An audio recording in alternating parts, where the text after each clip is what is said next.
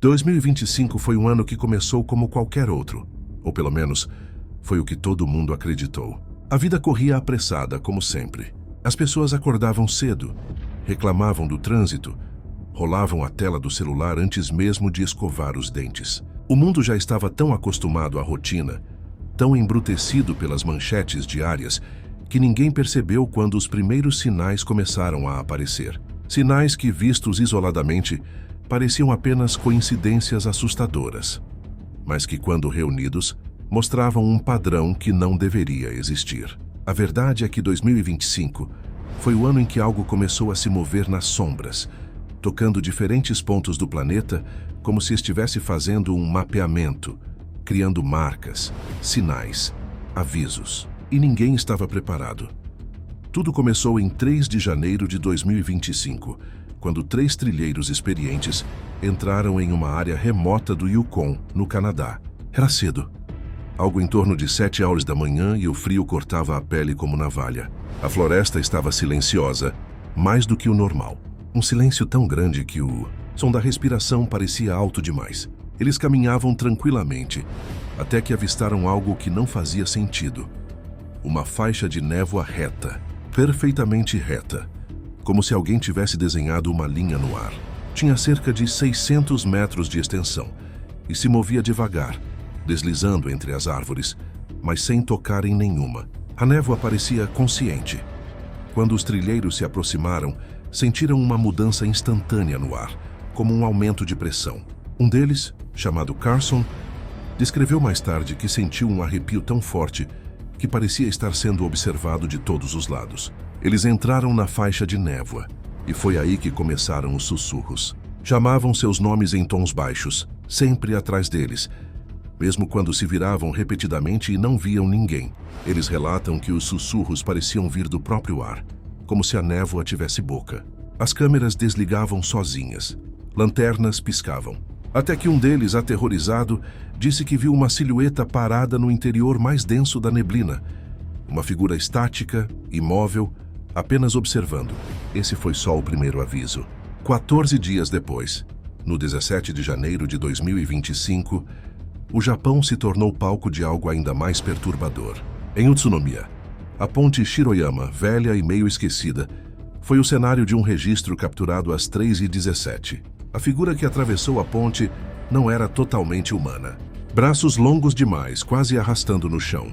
O corpo parecia magro demais, como se tivesse sido esticado. A pele acinzentada refletia a luz de forma estranha, quase metálica. E os olhos brilhavam como felinos, mas não havia luz no ambiente. Depois disso, moradores começaram a relatar sons de passos sobre telhados. Passos lentos, arrastados, que percorriam toda a extensão das casas. Alguns ouviram batidas na parede externa, sempre no mesmo ritmo. 3 pancadas, pausa, 3 pancadas de novo. Crianças diziam ver uma figura nos cantos dos quartos durante a madrugada, sempre às 3. A polícia investigou, subiu nos telhados, analisou pegadas. Nada. Como se a criatura tivesse peso quando queria, e não tivesse quando preferia desaparecer. 11 dias depois, em 28 de janeiro, Galway, na Irlanda, viveu algo tão bizarro quanto angustiante. Turistas e moradores começaram a relatar a presença de um homem aparentemente comum. Roupas simples, postura normal, mas sem rosto. Nada onde deveria haver olhos, boca ou nariz. Apenas uma superfície lisa e pálida, como porcelana.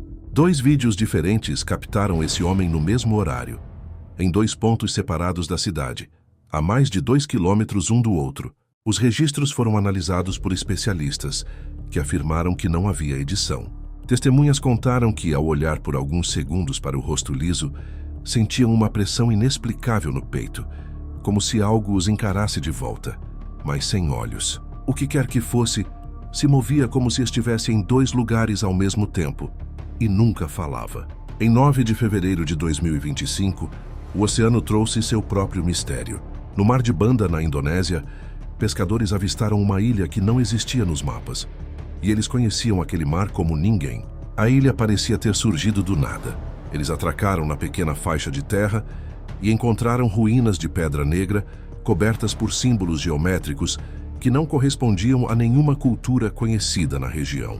A ilha tinha cheiro de umidade antiga, como se existisse há séculos, apesar de não existir até o dia anterior. 3 dias depois, a ilha desapareceu, completamente engolida pelo oceano. Onde antes havia solo firme, agora havia água profunda com mais de 4.000 metros. Os pescadores ficaram tão confusos que repetiram o mesmo trajeto várias vezes, antes de aceitarem que aquilo simplesmente sumiu. O GPS continuava indicando o ponto exato, como se a ilha estivesse lá, invisível talvez. Enquanto isso, na Europa, em 21 de fevereiro de 2025, uma família de Bremen, na Alemanha, passou a ouvir algo vindo das paredes do porão.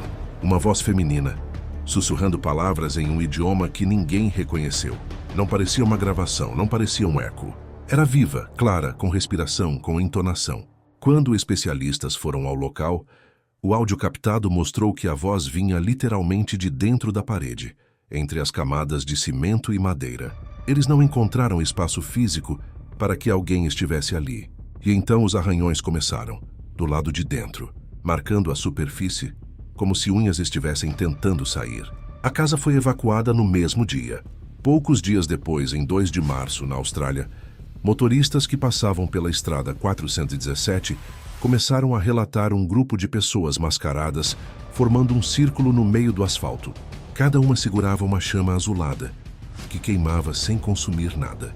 Quando a polícia chegou, ninguém estava lá, mas as marcas circulares queimadas no chão continuavam, e as câmeras corporais captaram um som, um canto grave, profundo, quase como vozes subterrâneas ecoando do próprio solo. Horas depois, a gravação desapareceu sozinha dos arquivos. No 14 de março, nas montanhas de Mourne, na Irlanda do Norte, caminhantes começaram a ouvir vozes familiares chamando por eles. Não eram vozes parecidas, eram idênticas às de parentes falecidos. Nome completo, entonação, sotaque. Alguns foram encontrados paralisados, à beira de precipícios, repetindo que algo tentava puxá-los para dentro das rochas, como se as montanhas estivessem vivas e querendo companhia.